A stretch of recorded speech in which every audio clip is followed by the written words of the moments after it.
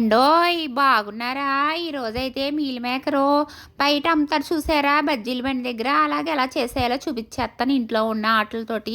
ఒకప్పుడు meal maker అయితే వేడి నీళ్ళలో వేసుకుని నానబెట్టేసుకోవాలి 10 నిమిషాలు. తర్వాత శుభ్రంగా నీళ్ళన్నీ పిండేసి మెత్తగా అయిపోయిన తర్వాత తీసేసుకోవాలి. ఒక 5 నిమిషాలు 10 నిమిషాలు అయితే సరిపోద్దండి. ఎక్కువ మరి మెత్తగా అయిపోక్కర్లేదు. కొత్తిమీర, జీలకర్ర, కొంచెం ఎల్లిపాయలు వేసేసుకుని నూరేసుకున్నానండి. ఇంకా అంతే, ఇంకేం వేయలేదు నేను.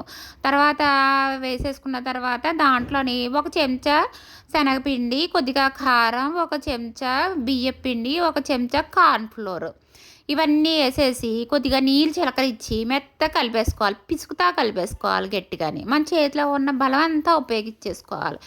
ఎందుకంటే మసాలా అనేది దాంట్లోకి వెళ్ళిపోద్దనమాట. ఇంక గరం మసాలాలు గట్టలు ఏమి వేయట్లేదండి బాబా. అస్తమానం మసాలాలు వేస్తుంటే కడుపులో మంట వచ్చేస్తుంది. పిల్లలకి గ్యాస్ ట్రబుల్స్ ఏంటి అర్థం అవుతావు. అందుకే టేస్టీగా ఎలా చేయాలి అనేది చేసేస్తున్నాను సింపుల్గా అనమాట.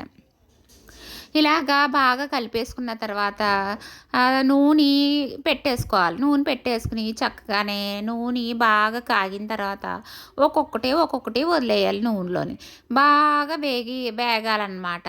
ఇంక నేను ఏమన్నా ఫుడ్ కలర్స్ వేసానా చూసారు కదా, ఏం ఫుడ్ కలర్స్ వేయలేదు. కొద్ది పసుపు, కొంచెం కారం వేసాను అంతే. ఇలాగా బాగా వేగితే తెలుస్తుంది అన్నమాట. మనం గరిటికి ఇలాగ గరుగ్గా తగులుతూ ఉంటుంది, గట్టిగా ఉంటాయి అన్నమాట.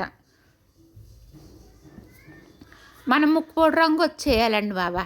ముక్కు పొడి రంగు వచ్చేసే వరకు కాకు పెట్టేసుకుని దాంట్లోని ఒక టిష్యూ పేపర్లోకి వేసేసుకోవాలి. కానీ నూనె అనేది పెద్దగా ఏం లాగలేదండి. బాగానే వచ్చినాయి, చక్కగా వచ్చినాయి, క్రిస్పీగా వచ్చినాయి. కొద్ది కరివేపాకు వేసేసుకుని దాంట్లోనే కొంచెం ఉల్లిపాయ ముక్కలు, సన్నగా తరిగిన ఉల్లిపాయ ముక్కలు, ఒక చెక్క నిమ్మరసం వేసేసుకుని అటు కలిపేసుకుని శుభ్రంగా తినేసేయండి. టేస్టీ మీల్ మేకర్ అయితే రెడీ అయిపోయిందండి. దీన్ని ఏమంటారు, మీల్ మేకర్ పకోడీ రెడీ అయిపోయిందండి.